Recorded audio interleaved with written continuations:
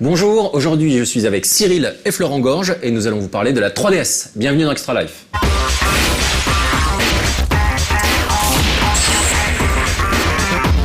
Alors déjà on va commencer Florent par te présenter un petit peu parce que Cyril, tout le monde le connaît sur No Life. Alors toi tu es historien et auteur dans le jeu vidéo. Oui. Tu as également participé donc aux éditions Pix & Love pour qui tu travailles toujours aujourd'hui. Et donc oui. Tu as écrit également des ouvrages sur l'histoire de Nintendo. Et donc raison également de ta présence aujourd'hui parmi nous pour parler de la 3DS. Et donc c'est vrai que du coup tu as un regard qui date genre pas mal sur toutes les machines et toutes les innovations de Nintendo dans le domaine, et je crois qu'ils se sont intéressés en fait assez tôt à la 3D. Exactement, oui. Je pense que en étudiant l'histoire de Nintendo, on se rend compte que la 3D et Nintendo, ça date pas juste de quelques mois et de l'arrivée de la 3DS très bientôt. On se rend compte que c'est une histoire d'amour, et plus généralement dans le jeu vidéo, la recherche du réalisme passe par la 3D, et c'est quelque chose en fait, l'arrivée de la 3DS, la Nintendo 3DS, c'est quelque part un aboutissement dans le jeu vidéo, enfin une étape supplémentaire de franchie. Ouais. Et donc du coup tu étais également présent donc, à Amsterdam pour le lancement, pour la grande conférence, la grande messe européenne liée au lancement de la 3DS. Donc on a appris la date de sortie de la 3DS qui est le 25 mars, même si on n'a pas encore eu le prix, c'était une des déceptions de la conf. Bon, a priori ça devrait tourner autour de 250 €. Et toi Cyril, tu as également, t'as vu ça encore avant nous, donc, puisque tu étais présent en fait sur le Nintendo World. C'est ça. Voilà. Tu peux nous raconter un petit peu le Nintendo World, donc c'est la présentation au public de la 3DS au Japon.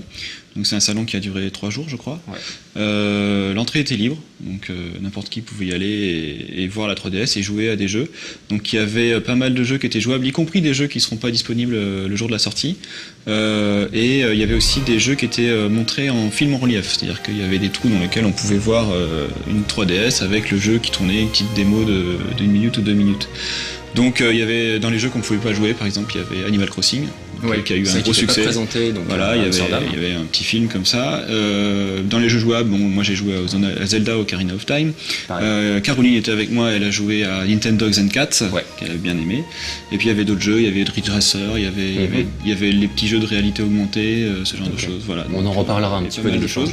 Il y avait du monde, ça se voyait pas trop dans le salon parce que le salon était très grand en fait. Ouais. Mais quand on commençait à faire la queue pour un jeu, on pouvait attendre 1 heure, 2 heures. Donc c'est comme ça qu'on voyait qu'il y avait du monde quand même, alors qu'il y avait 50 bornes par jeu. Donc nous, tout à l'heure, on pourra donner un petit peu notre ressenti par rapport à la presse, à sa réaction. Donc toi, tu as carrément le ressenti du public japonais. Oui. Alors, il se passait quoi? Tu sentais quelque chose un petit peu? C'était des gens qui avaient des DS déjà, parce que dans les files d'attente, ils jouaient tous à la DS. Et je pense que c'est des gens qui étaient partis pour acheter la 3DS de toute façon dès qu'elle sort, quoi. Donc, mais il y avait de tout, c'était très familial. Il y avait donc un concert de Totaka Kazumi, le compositeur d'Animal Crossing entre autres, donc il y avait un espèce de concert jazz et tout qui reprenait du Zelda, etc. Et puis il était là, il a joué du xylophone, tout ça. Donc il y avait des concours, les gens pouvaient monter sur scène, donc c'était un gros succès je pense quand même. D'accord. Toi, Amsterdam, la conférence, t'en as pensé quoi à peu près?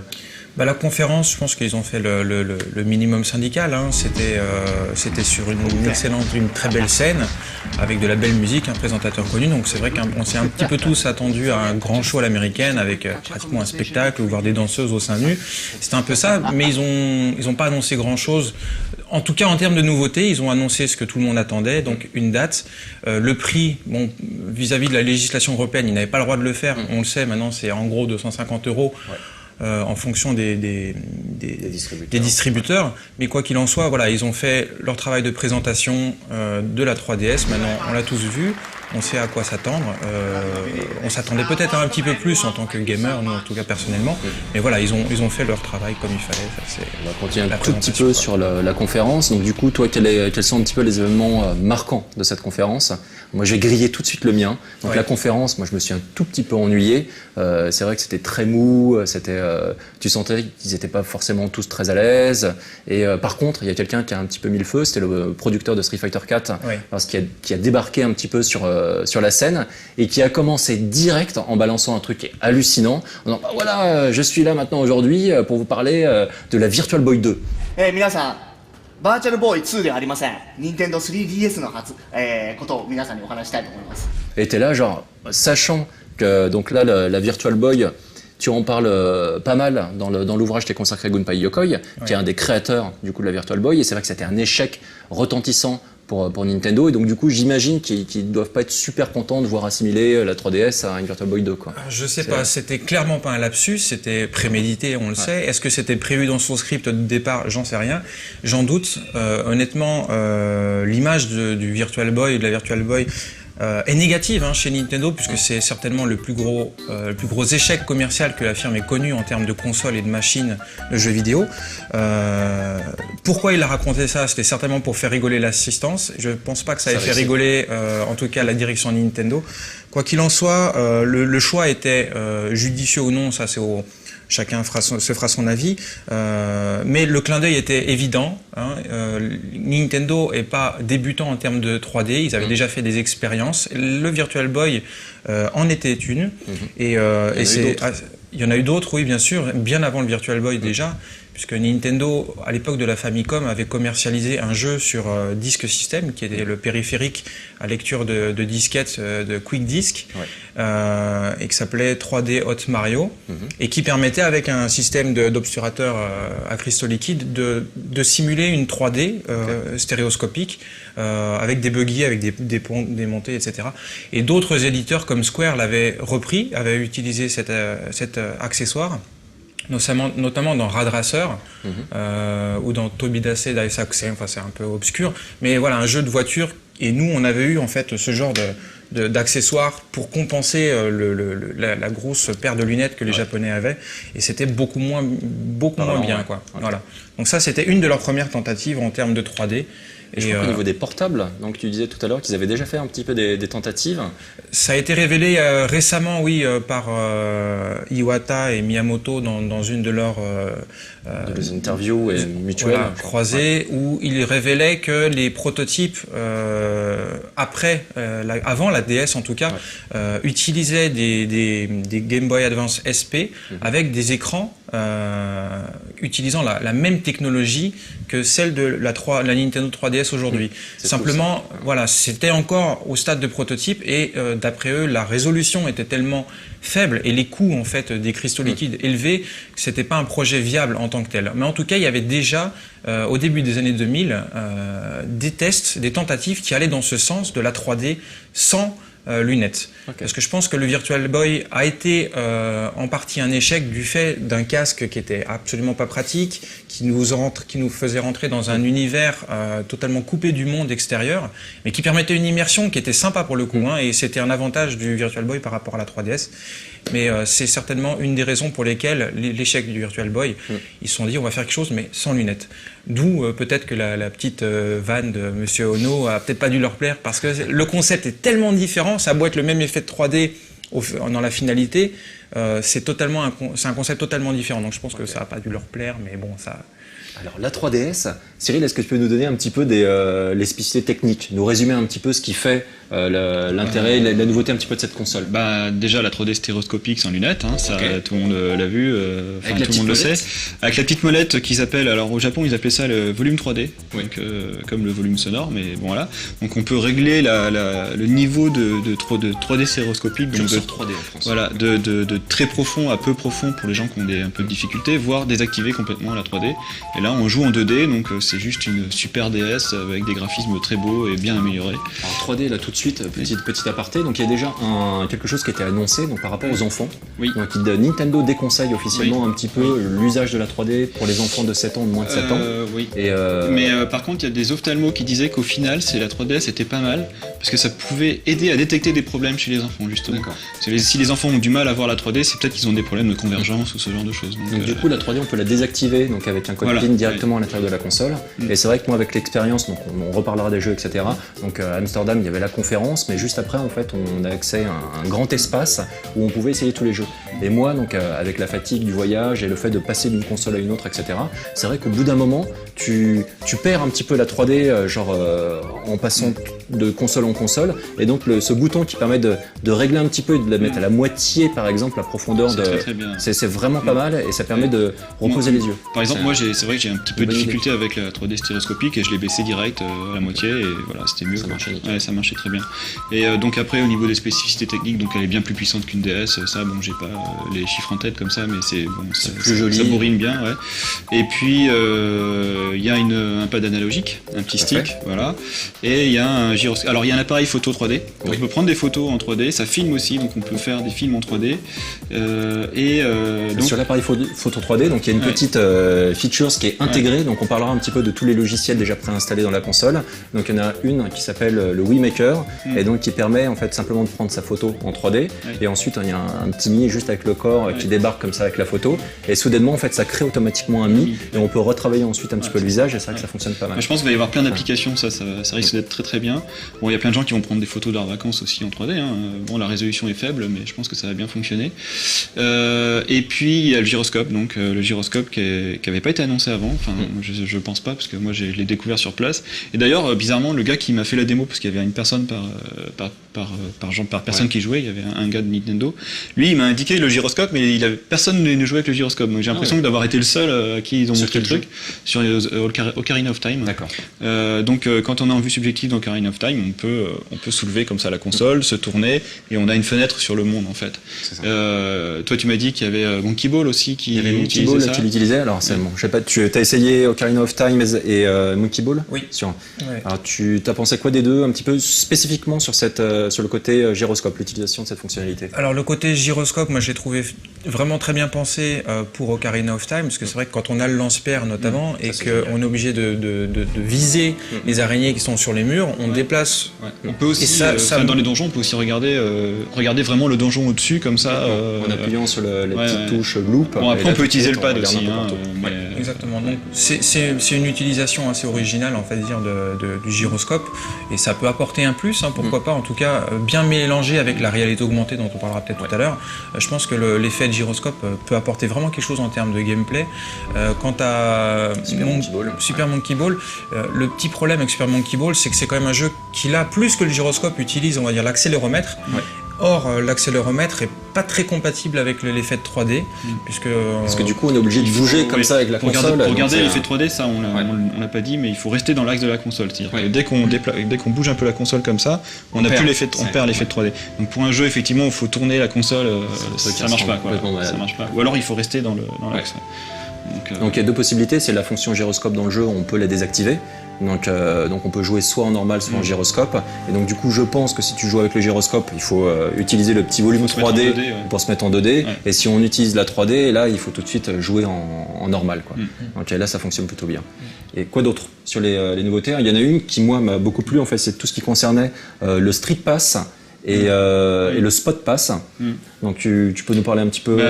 C'est toi qui me l'as appris en fait, parce que moi j'étais pas au courant du tout de ça au début. Ah, ça c'est vachement bien. Je sais pas ce que t'en penses.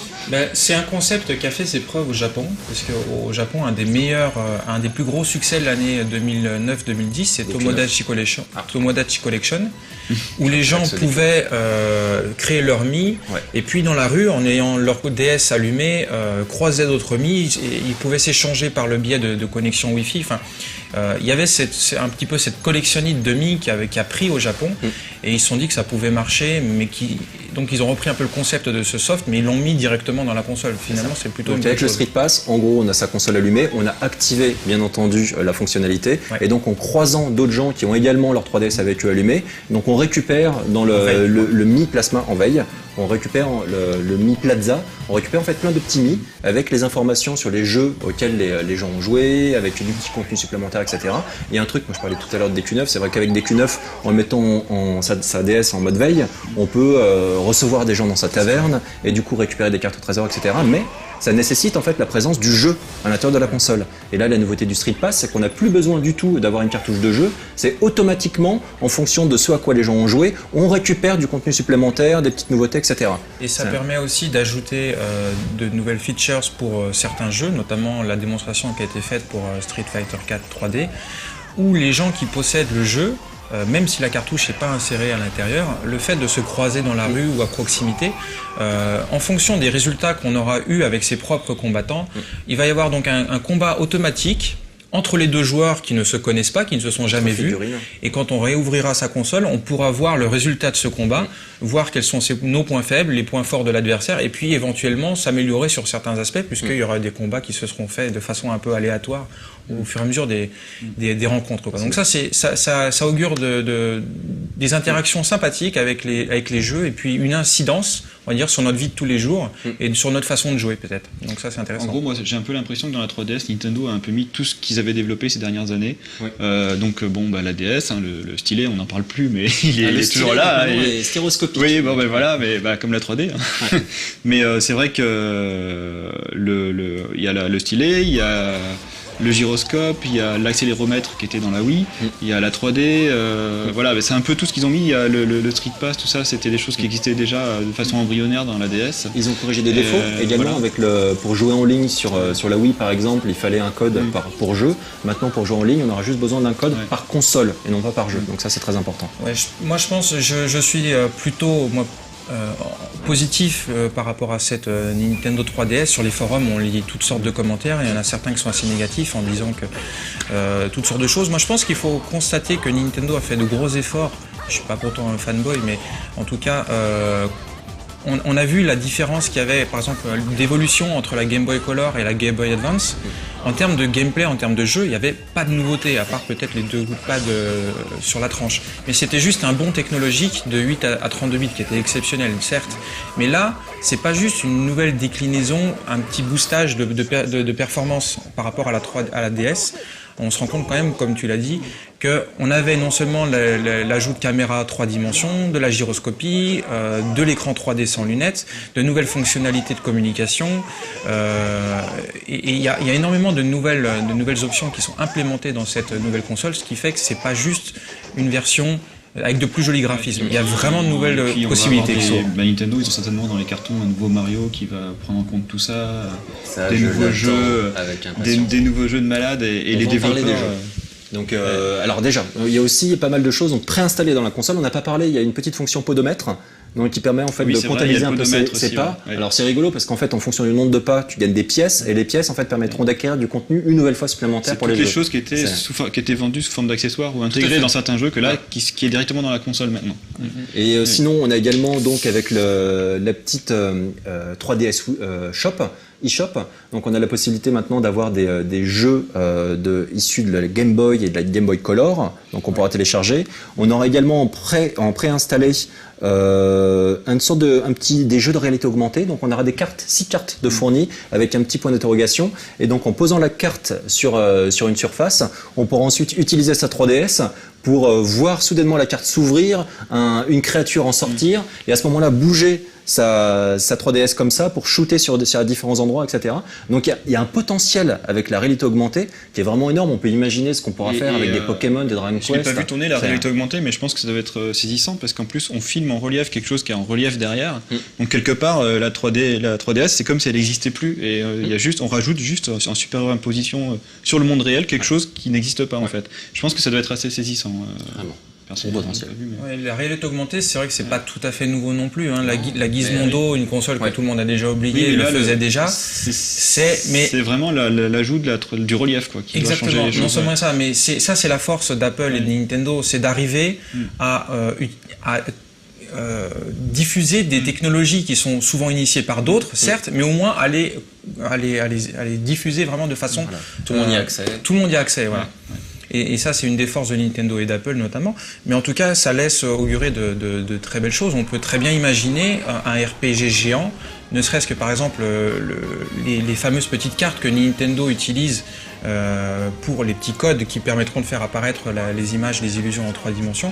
On peut imaginer un affichage dans toutes les villes de France, et chaque affichage aura son petit code barre et on pourra voir des éléments cachés partout. Exactement, aller chercher des Pokémon dans la rue ou ce genre de choses. Enfin, ça reste dans le domaine de l'hypothétique, mais ça peut permettre des choses intéressantes. La réalité augmentée, c'est potentiel. Et on a aussi, il y a des petites choses qu'on n'avait pas abordées. Alors déjà, on va parler un petit peu des jeux également. Donc il y avait une quinzaine de jeux qui ont été présentés à Amsterdam. Est-ce que pour toi, quels sont les titres qui ressortent? Parce que moi, genre le souci, c'est que cette conférence, et en jouant au jeu, etc., j'ai pas eu la claque que j'attendais.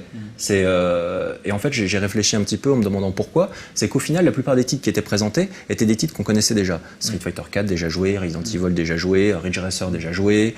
Ensuite, il y a certains titres comme ceux du Bi qui étaient vraiment pas terribles. Et donc, en fait, les réelles nouveautés, c'était quoi? C'était Kid Icarus, qui était jouable et qui était vraiment exceptionnel. Il y avait ici Steel Diver, qui est vraiment très sympathique, mais j'espère qu'il sera pas vendu au prix d'un jeu normal.